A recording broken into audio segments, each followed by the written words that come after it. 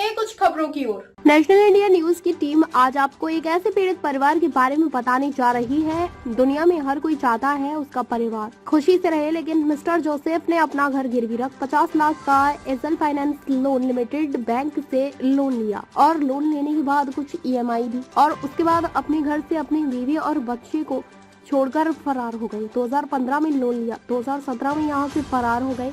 SL finance loan limited ने loan की सारी फाइलें कोटक महिंद्रा बैंक को ट्रांसफर कर दी। परिवार को पता चलने पर उन्होंने पुलिस में बैंक में कंप्लेंट की, लेकिन वहां से किसी प्रकार की कोई मदद नहीं मिली।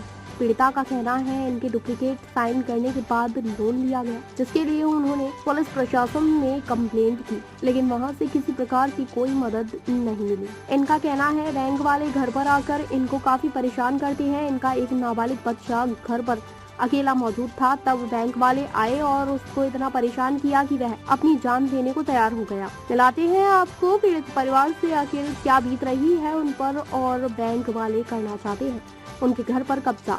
देखना यह है कि क्या पुलिस प्रशासन से मिलेगी इनको किसी प्रकार की कोई मदद। क्या नाम है आपका? जस्सी जोसेफ। जस्सी जी, क्या हुआ आपके साथ? मेरे साथ सर 2015 में मेरे हस्बैंड ने लोन लिया करके बोल के मुझे 2017 में मालूम पड़ा। कितना लोन लिया था? 50 लाख लिया। अच्छा, तो जो 2000 किस पर्पज पर लोन लिया था 50 लाख रुपए का? बिजनेस से लोन लिया। अच्छा, बिजनेस करने के लिए लोन लिया था। हाँ जी। फिर मुझे मालूम 2017 को मालूम पड़ा, जब भी मैंने पुलिस कंप्लेंट किया ऐसे करके बोल के मेरे हस्बैंड ने मेरा सिग्नेचर फ्रॉड करके लोन लिया करके बोल के। तो फिर उसके बाद में मैंने बहुत कंप्लेंट दिया। 2019 में कंप्लेंट दिया, 2022 में कंप्लेंट दिया, 2023 में कंप्लेंट दिया और 2024 में भी कंप्लेंट दिया। तो जब भी जाके मेरा एफआईआर नहीं किया हम लोग ने।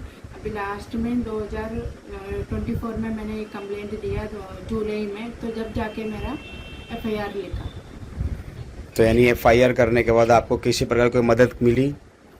अभी तो इन्वेस्टिगेशन चालू है करके बोल के। तो यानी 2015 में लोन लिया था, आपको 2017 में पता लगा 2 साल बाद।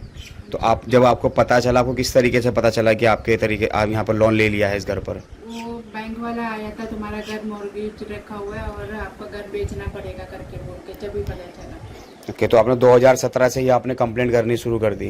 हाँ जी। कहाँ कहाँ कंप्लेंट की आपने? सारी कंप्लेंट कॉपियाँ मौजूद हैं आपके पास? हाँ जी। दिखाइएगा सारी कंप्लेंट कॉपीज। सर ये मेरा कंप्लेंट कॉपी है। अच्छा, यानी ये वो सारी कंप्लेंट है जो अभी तक आपने फाइल की है। इंसाफ की गुहार लगा रहे हो आप पुलिस प्रशासन से, सरकार से, लेकिन आपको किसी प्रकार की कोई मदद नहीं मिल रही है। नहीं मिल रहा सर। ओके, जैसे कि आप बता रहे थे कि आपको डुप्लीकेट साइन करके लोन लिया गया था, हाँ जी सर। तो वो कॉपी है आपके पास? हाँ जी सर। दिखाइएगा।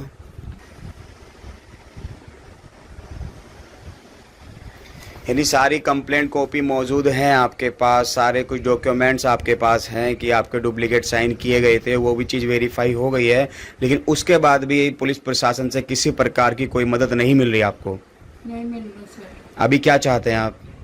सर मैं चाहते हैं मेरा घर बच जाए, मैं इसमें कुछ इन्वॉल्व नहीं है मैं, और मेरे बच्चे को लेके मैं किधर जाऊँ? मेरी एज अभी 58 का है, अभी मैं किधर जाऊँ ये छोटा बच्चों को लेके? आपके हस्बैंड कहाँ पर हैं? वो मुझे छोड़ के चले गया। अच्छा, कोई बात वगैरह नहीं होती? नहीं। यानी पूरा लोन लेने के बाद, इतना सारा पैसे लेने के बाद आपको और अपने बच्चे को छोड़कर यहाँ से फरार हो चुके? हाँ जी सर। पुलिस में कोई कार्रवाई हुई इस सिलसिले में आपकी? मेरे से बात करते हैं लेकिन कोई मदद नहीं मिलता है। वो लोग आएगा तो तुम्हें घर खाली करना पड़ेगा ऐसे ही बोलते हैं। तो आपने उनसे पूछा नहीं कि अगर हम घर खाली कर देंगे तो कहाँ रहेंगे, कहाँ जाएंगे बच्चे को लेकर? तो वो तुम देखो, तुम्हारा रुकावट है करके। अच्छा, इस तरीके से बोलते हैं आपसे? हाँ जी। तो आपने बैंक को बताया, पुलिस को बताया कि यहाँ जब जिन्होंने लोन लिया था वो यहाँ पर रहते नहीं हैं, फरार हो चुके हैं, तो आप उनको ढूंढो? बोला है सर। अभी 25 जुलाई को लोग बैंक वाले आए थे, वो टाइम में मेरा बेटा अकेले था घर पे, तो मैं कोर्ट में गई हुई थी। तो उसी टाइम मेरा बेटा अकेले था, उसने फांसी लगाने के लिए सब कुछ किया, फांसी लगाएगा करके बोल के। और उस ऊपर से वो बैंक वाला बहुत परेशान किया इसको अकेले में घर के अंदर, घर का दरवाजा तोड़, फांसी लगाने के लिए सब कुछ किया। और उसके बावजूद भी हम लोगों ने उनकी तरफ से कंप्लेंट दिया, तो पुलिस वाला उल्टा हम लोगों के ऊपर कंप्लेंट करके दिया, वो भी प्रूफ है। यानी अगर आप ये कंप्लेंट भी करने गए कि आपके बच्चे को हरासमेंट कर रहे हैं बैंक वाले घर पर आने के बाद भी, उसके बावजूद भी आपको कार्रवाई नहीं हुई? नहीं। अभी मौजूद है आपका बच्चा आपके साथ? हाँ जी। बुलाइए। क्या नाम आपका? जॉन जी, जैसे कि आपकी मम्मी ने बताया कि आप घर पे थे, बैंक वाले आए थे और आपको हरासमेंट करने की कोशिश की उन्होंने, क्या क्या बोले थे, क्या क्या कहा था आपसे, बताइएगा। मम्मी एक्चुअली काशी में थी और मम्मी ऑन द वे थी आने और मैं घर पे अकेला था। केस के लिए गई थी। केस के लिए गई थी और मैं घर पे अकेला था, तो ये लोग सब लोग आए थे, कुछ 10-15 लोग थे बैंक वाले लोग। और मैं उन लोग को बोला कि मैं दरवाज़ा नहीं खोलूँगा, मम्मी आने की बात ही खोलूँगा, जो करना है करूँगा। फिर भी वो लोग बहुत हैरेसमेंट में रहे थे, वो लोग दरवाज़ा नॉक भी कर रहे थे। तो आपने खुद को चोट पहुंचाने की कोशिश की हरासमेंट में आकर? हाँ, मैं बहुत घबरा गया था, बहुत टेंशन में आ गया था और समझ नहीं आ रहा था क्या करने का था। तो फिर मैं अपना चुन्नी लेके फैन में भागा। यानी बैंक वाले लोगों से परेशान होकर आप अपनी जान देने पर तैयार हो गए थे। हाँ। इस तरीके से आपको टॉर्चर कर रहे थे वो लोग। हाँ, बहुत टेंशन में आ गया था। तो मैम क्या चाहती हैं अभी आप? सर मैं चाहता है मेरा घर मुझे बच जाए और जिसने लोन लिया उनको ढूंढे, उनसे बैंक वाले से बात करे, जो भी करना है करे, लेकिन मेरा घर बचाए, मेरा बच्चे और मैं सेफ हो जाए।